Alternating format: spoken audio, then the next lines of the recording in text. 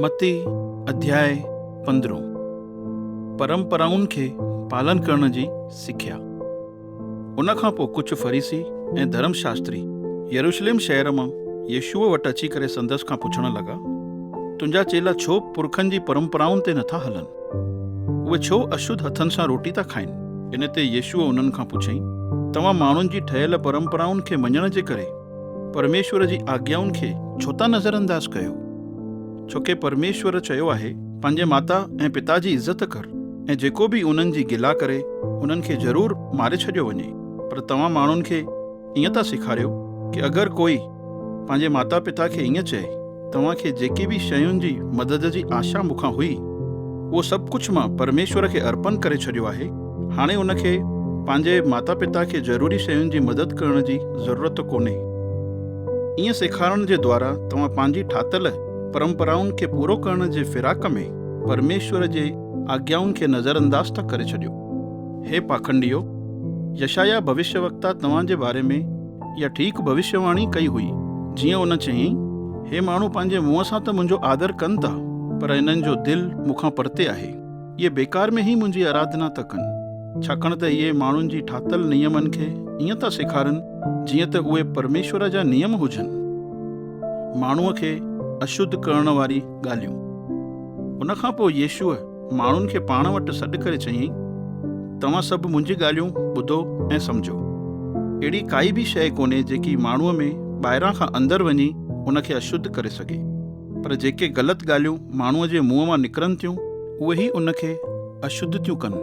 तॾहिं चेलनि यीशूअ वटि अची करे उन खे चयूंसि, छा तोखे ख़बर अथई कि तुंहिंजी इन ॻाल्हियुनि जी वजह सां फरीसियुनि खे ॾाढो बुरो लॻो आहे? इन ते यीशूअ उन्हनि खे चयईं, जेको पौधो मुंहिंजे पिता परमेश्वर न पोखियो आहे उहो उखाड़े करे कढियो वेंदो। यीशूअ चेलनि खे इहो बि चयईं, उन्हनि ते ध्यानु न ॾियो, उहे त अंधा आहिनि जेके अंधनि खे था रस्तो ॾेखारीनि, ऐं अगरि हिकु अंधो कंहिं ॿिए अंधे खे रस्तो ॾेखारींदो त उहे ॿई खॾे में वञी किरंदा।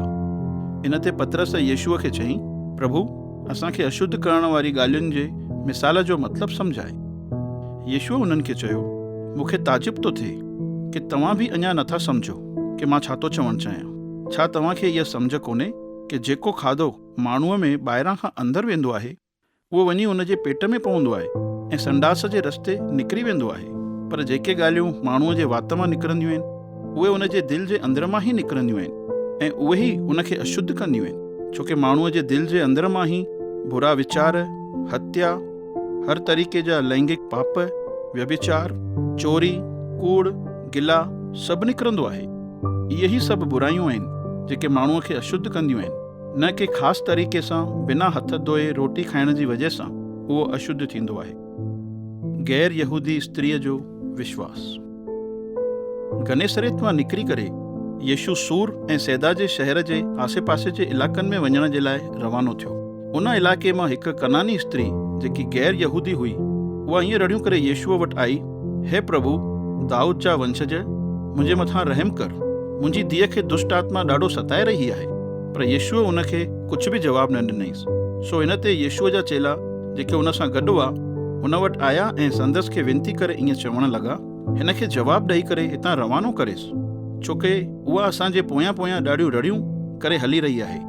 यीशूअ चयईं, परमेश्वर मूंखे इज़राइल जे माण्हुनि जी ई मदद करण जे लाइ मोकिलियो अथई, छोके उहे उन रिढुनि वांगुरु आहिनि जेके पंहिंजो रस्तो भुलिजी वियूं आहिनि। पर तंहिं हूंदे बि उहा स्त्री आई ऐं यीशूअ जे पेरनि ते किरी करे चयईंसि, हे प्रभु, मुंहिंजी मदद कर। इन ते यीशूअ उन खे चयो, ॿारनि जी रोटी खणी कुतनि खे ॾियणु सही ॻाल्हि कोन्हे। इन ते उन स्त्रीअ हुन खे जवाबु ॾिनो, प्रभु, तव्हांजी ॻाल्हि सही आहे, पर जेके रोटीअ जा टुकड़ा ॿार जी मेज़ तां किरंदा आहिनि कुता उहे बि त खाईंदा आहिनि। तंहिं ते यीशूअ उन खे चयईंसि, तुंहिंजो विश्वास सचो आहे, जीअं तूं चाहीं थी उअं ई तुंहिंजे लाइ थी वञे। जीअं ई यीशूअ इहो चयईंसि त ओॾीमहिल ई उन स्त्रीअ जी धीअ ठीकु थी वई। चङनि बीमारनि खे ठीकु करणु। यीशू सूर ऐं सैदा जे शहर जे आसे पासे जे इलाक़नि मां निकिरी करे गलील जे झील जे किनारे ते पहुतो ऐं उते हिकु पहाड़ीअ ते चढ़ी वेही रहियो। तॾहिं हिकु वॾी भीड़ संदसि वटि आई।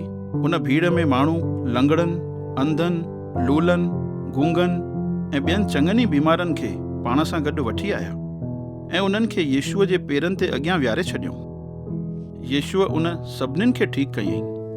जॾहिं माण्हुनि इहो ॾिठो कि गूंगा ॻाल्हाइनि था, लूला ठीकु था थियनि, लंगड़ा हलनि था ऐं अंधा ॾिसनि था, त उहे अचरज में पइजी विया ऐं परमेश्वर जी महिमा कंदे चवण लॻा, इज़राइल जो परमेश्वर महान आहे। 4000 माण्हुनि खे खाराइण।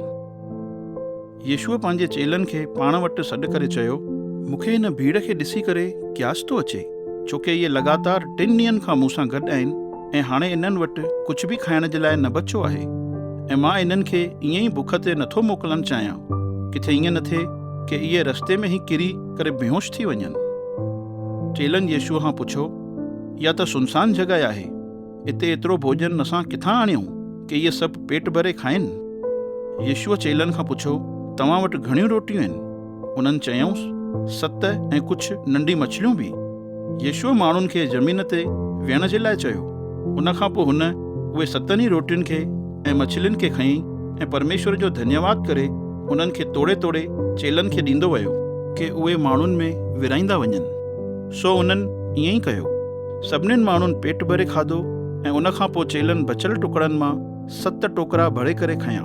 उन भीड़ में स्त्रियुनि ऐं ॿारनि खे छॾे लॻभॻि 4000 त मर्द हुआ। उन खां पोइ यीशुअ भीड़ खे रवानो कयो ऐं पंहिंजे चेलनि सां ॿेड़ीअ ते चढ़ी मगदन जे इलाइक़े में हली वियो।